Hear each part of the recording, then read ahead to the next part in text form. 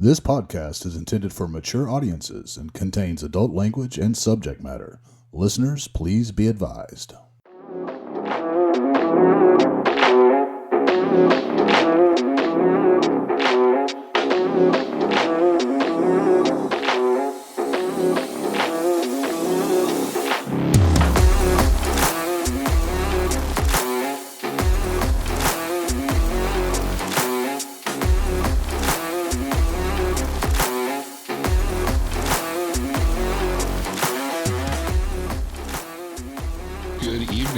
And welcome to another sparkly edition of Drinking with Your Ex. And other bad ideas.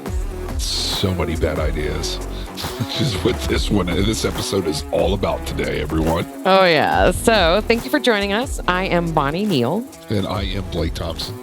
And we are bringing this podcast to you because we are both exes who find ourselves single and over 40 with really strong opinions about why both of us are still single and over 40. And we hang out with each other too, which makes it all the more entertaining. Yeah, even entertaining. Yep, I like it. Let's go with entertaining. So the rules of this podcast, there are 3. The first one is that we both get to introduce the other one, thus engaging in edge play when you have your ex introduce you to the world. The second one is we both get to ask each other an uncomfortable question based on today's topic. And the other one must answer, honestly. Really, there's no opting out. There's no phoning a friend. There's no, let me get back to you on that one. And the third rule is each podcast is sponsored by a particular kind of liquor. Today's podcast is brought to you by Deep Eddy's Rudy Red Vodka. And when you really, really, really want to just drink in the sun. All right, guys. So thank you for joining us for our second ever podcast of Drinking with Your Ex. And before we get started, we should do the introductions just because this is the fun part. And you keep trying to Every time I'm like, let's just move past that. All right, let's go with the introduction. Okay, so my ex-partner in crime in this is Bonnie Neal. She is a devourer of useless trivia, and also she's part of the Bar Trivia Mafia. So if you ever see her with the team in a bar, run. That's actually a really nice one. So awesome. I was thinking of a really mean one. Let me come up with a better one. No, I'll just go with the mean one. Go with the mean one. All right. Ladies and gentlemen, this is Blake Thompson. He is a trained therapist, which means he seems so emotionally available and kind and smart. He's actually kind of not. Sometimes he should have emotionally unavailable tattooed on his forehead because sometimes he is confused having a counseling session with dating. Wow. You are not wrong. I am not wrong. You are not wrong. Thank you. All right. Well, I mean, your next introductions, it's going to be Bunny. Oh my God. I feel like I've earned the next one. I didn't tell him we were going to get mean. We were so nice the last one. All right. So today's topic, we decided to just go for money. We just decided we just needed to talk about the elephant in the room. We are referring to this session as the When Harry Met Sally question and answer session. And yes, When Harry Met Sally is a 1989 rom-com film that most of you millennials do not remember. Billy Crystal and Meg Ryan. So it's true. Most of you, and if you're a millennial, you might not know this. So we are both dating ourselves. We are. But hey, we got into this because we are over 40. So we're appealing to our age group. But the best thing about this particular film, in addition to Meg Ryan simulating an orgasm at a New York deli, is it basically posed the question, can men and women be friends? So this is a question Blake and I get asked a lot. As I assume you kind of maybe tuned into this because you're like, hey guys, right? There is this kind of thing that exes are holding flames for one another. Right, really, I'm pining in the dark for Blake just to turn around in an Eric Stoltz moment. Notice me, or perpetually recycling. Yeah, perpetually recycling. I actually literally had a friend of ours being like, "Wow, why did you let that go? Why don't you just that? I mean, I've seen the other guys you dated. How did you let that go? You should lock that down, Bonnie." And I'm like, "I'm good, totally good. It's fine." And then we both had the conversation where, yeah, this is totally good. No, this is weird. This is getting weird. This is very weird. Mm-hmm. Yeah. So. Lock that down. It's like, why do I feel like I'm being chased by Kathy Bates and a sledgehammer? I mean, everybody likes to refer to potential, sexual partners in the form of slave catchers. Let's just bring the fetters and Here, does this rag smell like chloroform to you? Here, I've got a broken arm. Help me lift this into a van. It'll be fine. Yes. When Blake and I first talked about this podcast, I really, really wanted the theme song to be "We are never, ever, ever getting back together." Then I looked into what the royalties might be for that, and then I'm just going to do that nice little like satirized shout out there. We dated in the turn of the century. We met in 1998, and we broke up in 2000. The towers were still in the air when you and I were together. And then it's 20 years later, 21 years later, We still have to take our shoes off at the airport. we do, right? And you know, we're friends, and we are friends that are going to remain friends. We are never, ever, ever getting back together. But And ladies and gentlemen, we are about to replay some of those conversations that we've had, which could lead up to uncomfortable questions, which that's the fun part. it's posing to be. But yeah, I mean, it's not like we've not talked about it, right? It does seem to be kind of a obvious question. And throughout COVID, what I've seen as a continuous sort of theme is recycling, right? It is going back into your memories and reaching out to those exes that just might be the one who got away, as long as you have drunk enough that evening and are playing some Barry White in the background. You know, recycling makes a lot of sense in the age of COVID. In the age of the pandemic, you know, going out and meeting a stranger, even more so than HIV, is an actual threat to your life. So, you know, nobody wanted to commit to celibacy indefinitely. And so going out and connecting with your ex seemed like a very rational way in which to get nookie through the world ending. I respect that. Or you're looking through rose-colored glasses and making an irrational decision, going someplace you shouldn't revisit. So I would say they're not mutually exclusive, both of those motivations. It is rational to want to reconnect with somebody that you at least know what their hangups are, and you can reasonably trust them on their COVID safety. But to do that on a consistent basis, you must also suspend disbelief and pretty much engage in collective amnesia and hallucination about why you guys broke up in the first place, and pretend that it's not happening as long as the world's ending. Hey, yay. But Or pretend that this is a world-ending event. well, and that's what kind of, you know, nobody wants to die alone. Nobody wants to die unloved. Nobody wants to die without that one special person mourning them. You know, I think in some ways this is a horrible, horrible example, but I'm totally going to say it anyway because I've had a drink or two before I started recording Drinking with Your Ex. Is that, you know, soldiers, right? There's a reason why soldiers get married before they get deployed. It's because they really it makes them fight harder and want to survive if they know that somebody's waiting for them at home. Even though Dear John letters were literally written for women who were breaking up with soldiers that were deployed. But there is something that is life affirming, that is survival meaning, to have a romantic partner out there that is going to care just about you and about your survival. And sometimes it doesn't even have to be romantic. Sometimes it just has to be you're looking for companionship and you're looking for that connection where romance could be a side note. Well, yes. I mean, yes. Although, you know, different things take you back to the ex. Some exes, they only stuck together because the sex was good. It's very hard to walk away from good sex, even when everything else is horrible. Everything sucks, but makeup sex is great. Sex in general, hate sex is good, right? Angry sex is good, right? Like, you know, I've been the part of a couple, and I have known couples where, man, they stayed married a lot longer than they should have because the sex just helped smooth everything over.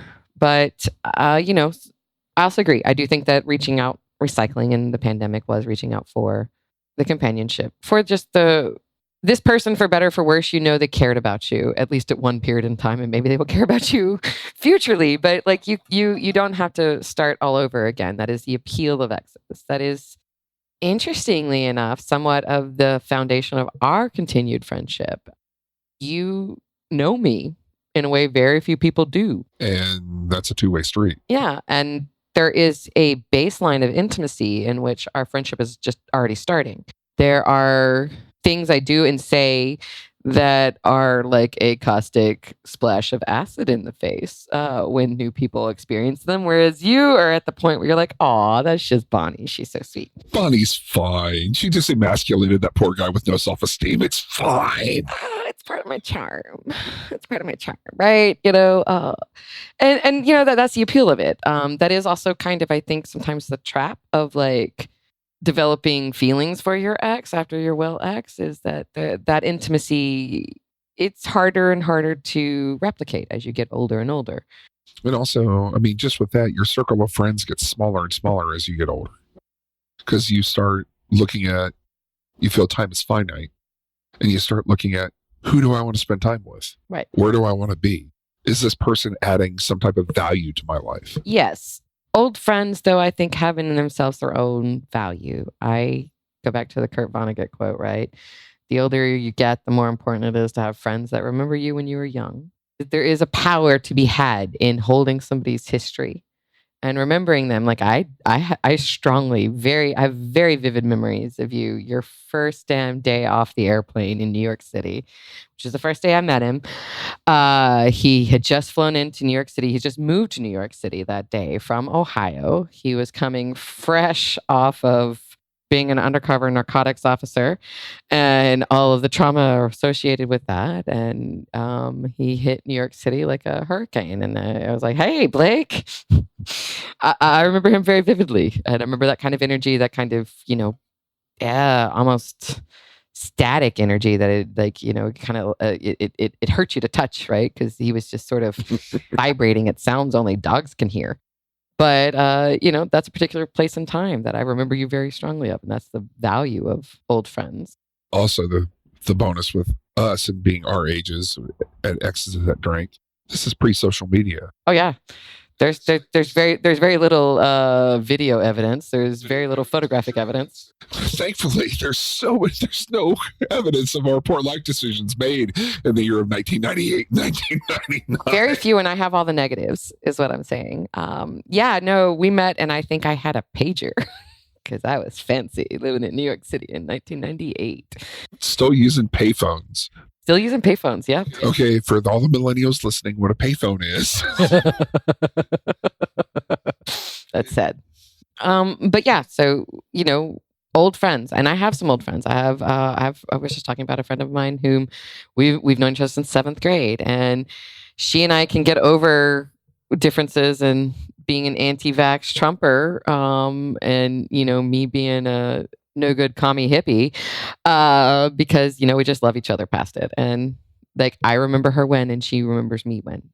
Somebody who holds your history is powerful, and I can see that being intimidating to new partners. And I know that it's intimidated people we've dated. You and I have both separately dated when they have met me or met you and known that the kind of there's a lot of depth here. There's a lot of history here, and there's also history where they know without a doubt we have fucked each other, and that poses its own kind of head of snake. Yeah, absolutely. And it's like, is there still an underlying desire for that intimacy again? As you put it earlier, sport fucking. Sport fucking, right? Yeah, Blake and I have engaged in sport fucking over the years, over the decades. But I mean, honestly, that's exactly what it is. It's not like I'm sitting here and like pining after, oh my God, when you like pity fucked me that night, we were both super drunk in Brooklyn. I know, I'm so cute. Dream Weaver, I believe we get me. No, I mean, like, all right, everybody, cue the George Michael. Yeah. Wow, right? No, we have those particular memories and have done those particular things because that is the fun of exes, is sometimes they're good there for, I think of them as a maintenance fuck as opposed to like a passionate desire fuck. Does it make Well, that's where you're like when you mentioned romance earlier. Right. There's sometimes there's no romance. It's like, you want to? And you're like, all right, let's do this. I don't know how to, I do actually, this is how I explain it, is like, Blake, I do not desire you. When I think of my life and my future, it's not you. Okay, one, I love you. Say it out loud, everybody. I love you back. Love you back. But guess what? That's as far as it goes. Yeah. I'm not in love with you, and I cannot imagine a complete scenario in which I would ever fall in love with you again. I was in love with you when we were kids. I'm not anymore. Okay. Again, you said the key phrase, kids. We were kids. Yeah, we were young. We were young kids. I mean, you weren't. I was, but yes. I mean, oh yes, she wants to make it sound like I was rocking the cradle. Now, mind you, there's only a few years difference between us. I was 19. He was 26. 24. No, you were. I turned 20. No, I turned 26 in 2000. So you turned 26 when we broke up. Yeah. Oh, that's right. That was that birthday. Oh, I'm sorry, but I remember that one. Yeah. 73. Oh God. And I'm born in 79. Yeah. Yeah, you're 6 years older than me. So I was 19. You were 25. Yeah. I'm about to turn 26. Anyway, I do remember telling him such fun things of like, man, when you were going through cop school, I was 13.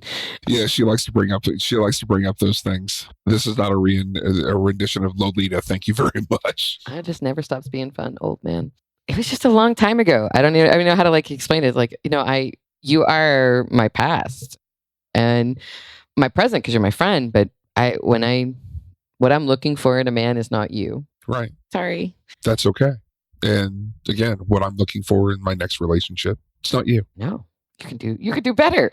And I can do better, frankly, which is kind of where we're both at. Yes, we could both do better with this situation. Both do better than this. But okay, here's what we were going to talk about. How we went from exes to friends. And that was a process. We broke up. We were actually not a bad breakup. We'll do our breakup as a different podcast and talk about breakups in general. We broke up. Breakups hurt, but we didn't like set the barn on fire. We did not like start lighting matches and throwing at each other. We broke up kind of somewhat civilly. No, I feel like all joking aside, like our breakup was very civil. It was civil. Yeah, it was civil. But again, that's for another podcast. But then we had like kind of a strict radio silence. We did not talk or engage with each other. Granted, after you moved out. In New York City, it's really hard to break up with somebody because you usually live with them. And then there's like a 3 to 6 month time period where you continue to live with them. Because you're all trapped in leases and things. Yeah, because they look for another place to live because that's kind of expensive and hard. But after that, we had a kind of strict radio silence, except when my sister visited and she stayed with you. Different podcast issue about friends and family. She likes me better. Traitors. It's all right. I like you better than her too. But then we just kind of separated from each other's life. I left New York City about a year after you and I broke up. Yeah. And it's like... no, I'm sorry. I left New York City about 2 years after you and I broke up. And then we just lived in different states. Yeah. But also, I mean, like each of us went our own different directions, grew, we matured, we traveled, added to our life experience, which I think was also really important for later rekindled our friendship. Well, and how we rekindled our friendship is you were back in New York City and I knew that you had gone to LA. I'm not quite sure how, but I knew that you had gone to LA. And then you moved back to New York and I left New York City in 2002, but ever since I left, I basically have done these like yearly pilgrimages, which is I could no longer live in New York, but I always loved New York. It is still kind of my home. So every year I would basically go up for the summer and I would either spend, a week, 2 weeks, or a month, sometimes 3 months in New York City. And that is how we both started hanging around each other, is because I knew you were bouncing and you were bouncing back in our old stomping grounds of the East Village. And I think I might have run into you. That's another story as well. Yeah. But I think I might have run into you on the sidewalks outside of Ryan's. Outside of Ryan's, and no, it was Lunasa at the time. Oh yeah, it was because you and Carrie came to watch World Cup. But I had seen you before. I knew I'd run into you probably like the year before, and you told me you were also at Lunasa because I found you outside of Ryan's that time. Yeah. But yeah, so basically you just became part of my yearly pilgrimage to New York. And yeah, we just hung out at bars, which is kind of frankly most of our relationship anyway. Yes, hence drinking with your ex. By the way, both of us, Bonnie and I, we drink a lot. No, we're bar people. I like bars. I'm not a club kid. I can dance, but no one should watch it. It does look like I'm having a seizure. I'm having fun. I'm just maybe dying. But I prefer bars. I'm like to sit there and drink and talk with my friends. And you also too like to sit and drink and talk with friends and then loom over them and sometimes bounce them.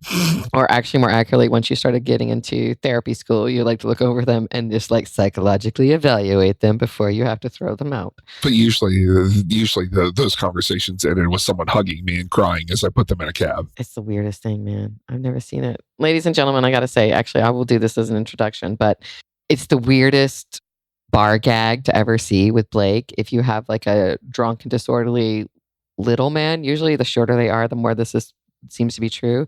There's a little guy there like picking fights and being just a super obnoxious drunk. Send Blake over. Blake will like say like 5 words to them. This obnoxious drunk will like burst out crying and start hugging him. It's just so weird. It's so weird. I've seen it happen so many times to be like, what is your power, dude? And you wonder how I ended up becoming a therapist, but fair. You are the angry little man Jedi. Well, you should get a better title. That sucks. no, I'm a drunk whisperer. I admit it. You are a drunk whisperer. It's true. But, I feel like we're kind of wandering through, stroll down amnesia lane, getting at like we became friends by actually like being friendly after a long period of time. I agree. I think it was a solid like 5 years where we just kind of kept in touch with each other through mutual friends, but no actual interaction. Like we did mutual friends, hey, and like, hey, I'm talking to Bonnie. Good. Tell her I said hi, that type of thing. And it just kind of grew from there. It was the World Cup. Yeah, it was World Cup. You and Carrie came in, hung out at Lunacy, and that was when we really started talking. And yeah, so that would be 2006, I think. That was the South Africa World Cup. Yeah, because we came in. We were in New York City, and it was a World Cup, and so we got addicted, like one should, about the World Cup. And that's actually when I met your girlfriend at the time. Like she came and hung out with us as well, and I was like, yay! Yeah, because I liked her. I did. She was very, very smart, and she was very charming. I've heard how that story went, but it was kind of totally your fault too. But I liked her, and I was glad to meet her, and I think she liked me too. Yeah, she did. I think she was one of the ones who didn't obsess about me. She did, not even remotely. Cool. I like women who are secure in that because, like, again, as you put it earlier, she liked meeting people that knew me before. When you were a redhead, as opposed to the silver fox you are. Yeah, Back in the day. I remember when he was cuter and younger. So glad you've got him now. No, she was great. She really was. I liked her a lot. She was so smart. You always liked smart women, and you always had a taste for smart women. And that's usually how I evaluate women, is whether they're smart or not. Actually, to be fair, I don't think I've ever met a dumb woman. I've just met women who play dumb, and I have very little patience for that. Yeah, I've never met a dumb woman either. Forget education or anything of that nature. Just sheer dumb. If a woman is ever acting dumb, I feel like she's doing it for somebody else's benefit or her own. But I doubt she's rarely dumb. Right. Yeah, no. All right. So let's move on to the uncomfortable conversations. So we're going to talk about like when Harry met Sally. Like, what about us being friends? Can a man and woman be friends? That's how we became friends, is over time and actually just doing friendly things we liked. And then as life continues to happen, right? As like the slings and arrows, as like breakups happen, as like hospitalizations happen, as like, Yeah, like moving around happening. We just always met back up in New York, and New York is something we have in common. And like that time we met up at South, and we had really... Oh my God. So we met up this time in South, at the South Bar. That's the name of it, this South Bar in Brooklyn. And I got there early because I was just flying in from, I guess I was in Texas at the time. I got there early and had a couple of drinks because I'm friendly. And then Blake shows up, and I start making the classic Blake mistake, which is I forget that he's 8 feet tall and like 300 pounds and can drink me under the table. And I start doing my normal thing, which is every time he orders around, I'll get one too. Oh, no. No, young Padawan, you have made poor choices. I tell everybody I'm a professional. Please do not try this at home. Oh, God, no. And I can always tell that actually, it's weird. This is where, okay, this is a true thing.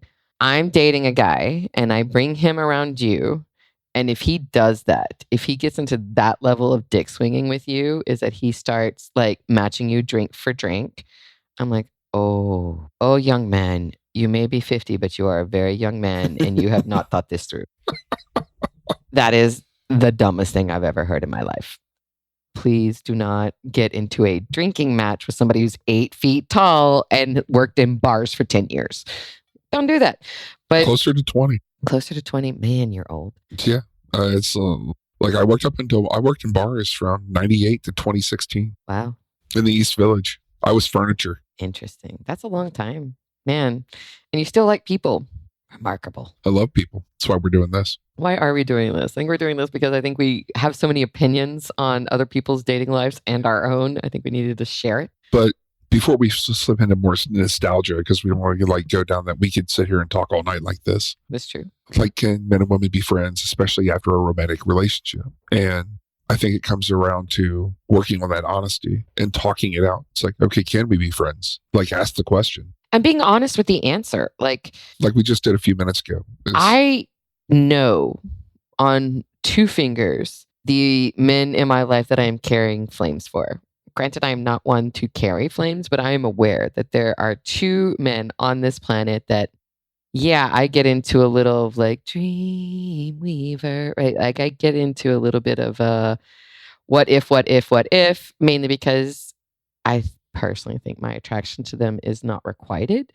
And that's even worse. There is that kind of failed crush to it. But I would probably tell both. I can guarantee both of those men are aware that I have that little torch for them. Okay. And if they asked me to my face, I would totally admit up to it. And if put into the situation, if their significant others asked me, I would probably fess up to it. Like right now, I don't have anybody like that at the moment. Interesting. Well, that's changed because you left behind a trail of broken hearts when you left New York City, if I remember correctly. Okay, there's one. Yeah. Yeah. No. Okay. No. Like, I mean, if we start talking about New York City, that's different. As opposed to what, life? I mean, how does New York City get excluded? No. There's one in New York City. She knows who she is. Right. And like we had so many almost conversations about relationships, and we were almost there at one time. And then I remember someone walking by and like looked at us and said, "It's about fucking time." And then all of a sudden it was both of us we didn't recoil. I don't want to use that strong word, but we realized we were on different life paths at the time. Is that what stopped you? That you're kind of diverging in the night? A little bit, because I mean, I was thinking about moving to Texas, riding a motorcycle across the country, and I mean, and also she was older than me. Is this a lawyer? No, this is not the lawyer. Okay. No, this is a graphic designer. The graphic designer. Yeah. As I said, you left so many broken hearts in New York. It's not as bad. It's not as bad as it sounds. Maybe it is. But that's just it. Is that like you know, and she knows, right? That there was something left unsaid. There is unfinished business between the 2 of you. Yes, there is unfinished business between the both of us. There is no romantic unfinished business between the 2 of us. There's not. There's really not. There's not. People need to take us as our word at that because it's actually true. We sung the dirge and sent that on a Viking funeral. We did. Weirdly, yep. We have. And even then, even like our relationship, like even after I moved, it's like, you know, we had our ups and downs and whatnot. You and I? Yeah. Yeah, actually that's kind of why I think this is what I feel is like the indisputable evidence that we are friends as opposed to pining lovers for one another, is that we've actually treated each other as friends. Is that when each of us has behaved pardon my words, crazy fucking bitches, we have walked away from each other being like, and no, I'm stepping away from your crazy because I'm your friend, which means I'm not paid enough to like deal with that level of crazy. You handle your crazy, and then once you picked up your basket, we can talk again. Right. And I mean, yeah, that was a two-way that's been one of our solid two-way streets where both of us went and worked on ourselves, and both of us admitted when we were wrong. Mm-hmm. And when we both kind of came back to each other and be like, I'm better now. We're like, yeah, you are. Good on you. So proud. You've done good work. Yeah. And apologies were had. And forgiveness was given. This is what friends do. Yeah. And that's the distinction of it, because you can't do that with a romantic partner. Yeah. You can't give a romantic partner like an 18-month out. They don't get to peace out for 18 months to go work on themselves and then come back and be like, right on, dude, I'm so happy you're back. How's it going? Yeah, I just went through therapy. I went through group therapy. I got on meds. Everything was great. I get to a support group. We can get back together again. No, it doesn't work that way. That's not how that works. No. Yep, not how that works. Friends do that to you. They're like, yay, I'm really glad you came back from rehab. Yay, you're so much better sober. Yeah. But then it's having that conversation like as friends, because you still care about each other. Yeah. There's that friendship intimacy where you do care about each other and you care about their well-being. And then you look at how long you've been friends and you go, I desire this person in my life because they add something to me. And I'm hoping I do the same for them. Yes. But that's what friends do, right? That's the difference between a friend and like a romantic partner. Romantic partner is a partner. This is somebody who is committing their life to yours, right? Where you go, I go, right? We are walking on the same path. Friends, we are spectators of your life, right? We're in the cheering section. Right. We're here to watch, and we're here to marvel, and we're here to cheer, and we're here to console. But we're not. That's not our. That's not our game. That's not our play. Yeah, right. Like if you told me it's like, hey, I'm moving to South Africa tomorrow, I'd be like, right on, rock star. Send me a postcard. Right. Party on, Bill. Yeah. Send pictures. Looking forward to the updates. Yeah. And that's where it stops. But it's also being supportive of that friend. Mm-hmm. Because like at the end of the day, you do want what's best for them. Well, and you know the journey they've walked to get here. And that's just it. I think we have answered the Harry versus Sally question, right? Like, yes, men and women can be friends. I think men and women can be friends without having slept together. You and I maybe are muddling the waters on that some more, but it's been a while since we slept together, decade. But I think we are friends, and we can be friends, and I think we're better friends. We're much better friends than we ever were dating. Oh yeah, absolutely. I agree 100%. That's why I can say I love you, but I'm not in love with you going standing outside with a boot box. Yeah, right. I think it's just not morning. happening. Sorry, I'd be like, what are you doing? What is that? It's a boom box. Run away before the millennials see you. But that's the thing. Like, I do agree with you. I believe men and women can be friends. But it's like much like any type of relationship. It comes with communication, comes with honesty, comes with compassion. All right. Well, here's my uncomfortable question. Shoot. How do you introduce friends that are exes to your romantic partner? How do you introduce me to your lovers? How do you talk about me to your lovers is actually the better question, because I've met a few of them, and the ones in New York took me much better than the ones in Texas. So I'm wondering, like, what the fuck do you say about me here in Texas? Well, no, it's like, I mean, like I introduced the ones in New York just like I introduced the ones in Texas. I told them about you. It's like, yeah, we dated in our early 20s. Bonnie was in NYU. I just moved to New York. We were full of piss and vinegar. And then we dated for 2 years and lived together, then broke up. Now we're friends. And she knows all the dirty secrets. Ask her. She'll tell you, and she'll do it with a smile. I will totally rat you out. That is true. Yeah. I mean, you'll totally throw me under the bus with both hands. Oh my God. Yeah, this is speed. That bus can't get under 55, everyone. It's fine. What do you want to know? I'll tell you everything. Yeah. I will use hand puppets. But the thing is, though, I introduced them. I said, she's part of my history. And she knows as much about me as anybody. Then why did it kind of go so horribly wrong this last time? It's my fault. Totally my fault. Yeah? Yeah. Why? Because I confided in other people and didn't make that main person my person. Elaborate. A little bit of codependency on my end. So my understanding of codependency is I'm not okay if you're not okay. No. It's like codependency in the sense of where needing outside validation, looking for like safe harbors, so to speak. I don't know if I understand what you mean. Like we were talking previously, ladies and gentlemen, we were talking about emotional cheating and cheating. That's why we're doing a podcast. We have these conversations. That's why we're doing a podcast. We decided to inflict them on you. You're welcome. And like during COVID, I didn't date or recycle. I actually went to therapy. Solid investment. Yeah, a solid investment, like twice a week, weekly therapy. And I'm better for it. Yeah. But it also took me a long time. The reason why my last relationship didn't work out was my fault. That wasn't what I was asking. I didn't ask you to kind of like dive into that. But like, why was her believing that I did not want to fuck you so hard to believe? That I can't answer. Like, she got to know me fairly well. And I think after getting to know me fairly well, she believed me. She just never believed you. Yeah. You're like, well, I definitely don't want to fuck him.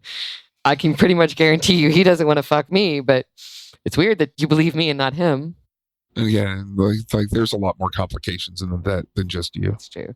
But I mean, you didn't like talk shit about me or say things about me that would imply that you were carrying a torch for me? No. Okay. No. It's just weird.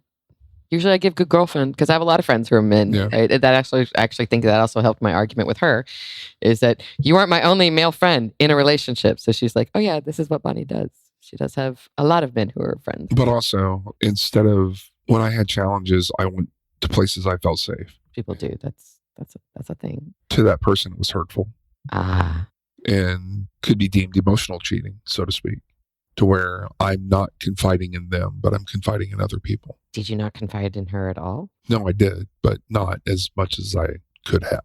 Being on her behalf, I can see that being hard, where, his friends know more about what's going on with him than I do. And I'm the one putting my mouth on his genitals on a regular basis. I feel like I should maybe have priority in knowing what's going on. No, and you're absolutely right. You're a therapy, everybody sitting there actually going in there and being honest about it. It's hard. takes practice. And then sitting here going, yeah, like admitting it, saying it out loud for an audience. Apparently, it's just the two of us right now. That's fine. Yeah, it's fine. It's fine. But taking ownership of it. Sorry it went down like that. Me too. I could have been better. And at the time, I wasn't. Sorry. Well, this got weird. Indeed. Now you asked me an uncomfortable question. Be fine. So get backsies. Backsies. Okay. So my uncomfortable question is for you, when were you in a relationship that was romantic, that where you wanted to be friends with that person, but just didn't work? Oof. Well, it's probably the most recent one. Like, I'm friends with all of my exes, all of my ex-bed partners, pretty much with some stunning exceptions of my youth. Everybody I've, had sexual relations with on more than one occasion, like I'm still in contact with. I'm not a casual person, and so I don't really have a lot of casual relationships. And so even if I care about you, that doesn't go away, even if what's happening between the two of us isn't working out. And I try to always salvage some sort of form of communication and some sort of form of relationship, because I don't like little pieces of my heart wandering around where I don't know what's happening to them. That's fair. And this last one, right, which was a completely unexpected, I totally 100% fucking knew better, but it was the pandemic. It was a pandemic. We were drinking. We were pod mates. It happened. And I still care about him to this day. I do. I care about what happens to him. I'm tired of being shamed for caring about him, as if I did something wrong, as if I'm losing the goddamn game because I care more than he did. I really hate those kinds of things. But yeah, I do. I care about him as a human being. I care about him as a person, as a man, as a musician. And the fact that, and he ended it. He ghosted. He just straight up ghosted and hard shut all communication lines. And that is, man, that's a hell of a head trip. That's a hell of a heart trip. That's where you go through these thoughts where you're like, you feel ashamed because you care about somebody. You feel like you are lessened and you are less of a human because you lost the game because you cared more than he did. And that is somehow losing. And it's just this head trip. And I don't know if I want him as a friend now, because I'm aware of what an utterly shitty friend he is. I would never be friends with anybody who did this to me. I would never be friends with anybody who just straight up ghosted me. That's not how friends behave. And that is remarkably... Or if they did, come back and go, this is what happened. This is why I did it. Yeah. And then try to make amends in some way. I've had friends who's disappeared, and there's something about disappearing and there's something about ghosting. There is a there's a distinction between those two behaviors. They're very clear. Like, ghosting is just like, and I threw my phone across the room and I'm not texting you again. I'm not texting you, but I'm going to totally post pictures on Facebook about all the other things I'm doing. Right? Like, I'm pointedly not talking to you. That is what ghosting is. No, friends disappearing are like, oh, I've dropped into a fucking like depression K-hole and I'll be gone for 6 months.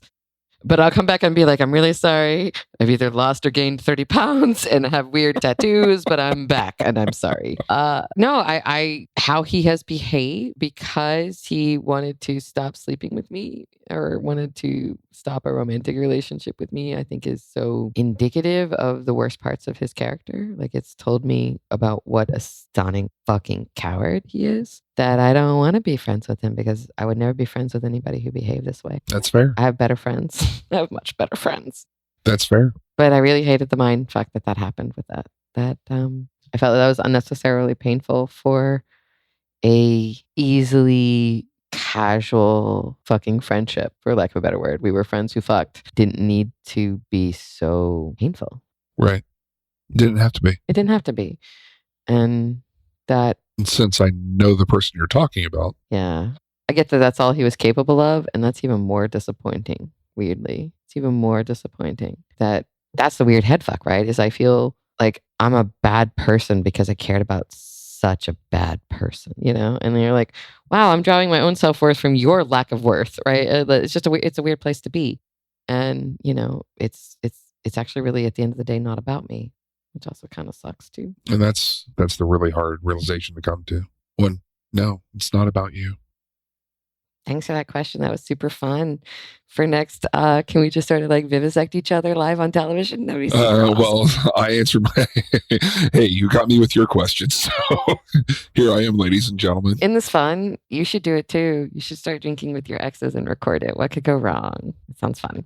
Hey, I believe you, and I believe that you're honest with me, and I'm honest with you, and I'm somewhat honest with you in a way that only old friends can get me honest. I would really only admit to this level of vulnerability with somebody who remembered me as a teenager. I was a really fucked up teenager, so I've gotten better. I definitely have gotten better with age. We'll have an email address for you all so you can send in your questions, answers, criticisms, critiques. We totally do have an email address. It's called info@drinkingwithyourexes.com. You're welcome. I brought that up. No, I'm sorry. Drinking with your ex or drinking with your exes. I bought both domains. You're welcome. But we're working on it. So like I can always go talk about the story like when we went and saw a rom-com together and you completely dissected it in the most vicious way possible. What was this one? Ever After. Oh God, that was such a horrible fucking movie. Dear God. Oh my God. That was a feminist tragedy. Oh my Lord. Even though it was trying to be like a feminist thing, and I love me some Drew Barrymore. She is my like celebrity lookalike. I at one time looked a lot like her. Oh my God, such a bad movie. It's not as bad as Enchanted. Enchanted was even worse. Enchanted was terrible. Horrible.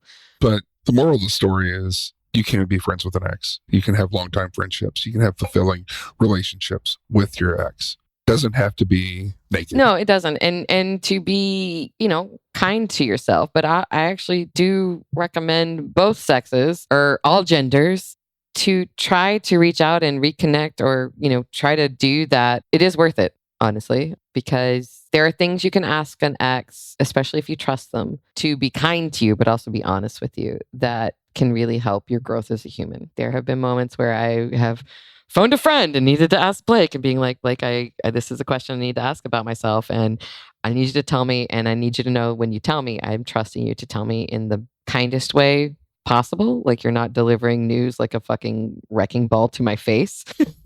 But you're delivering your news with like a hammer with a pillow. Totally different.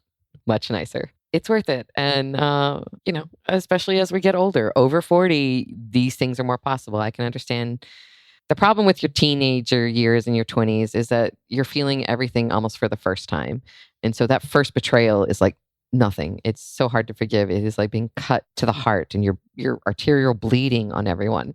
But if you can somehow get back to the part of you both that genuinely loved and cared about each other, maybe you couldn't be what the other one needed, which is sometimes the biggest betrayal, I think, between romantic partners, is that I'm just so disappointed in you because you're not what I need. And I want you to be, that I think is what is happening through so many breakups. It's just that sheer existential disappointment. Disappointment and also the uncertainty where you do the woulda, shoulda, coulda, maybe if. Yeah. Where you ask all those terrible, emotionally debilitating questions of like, what could have been?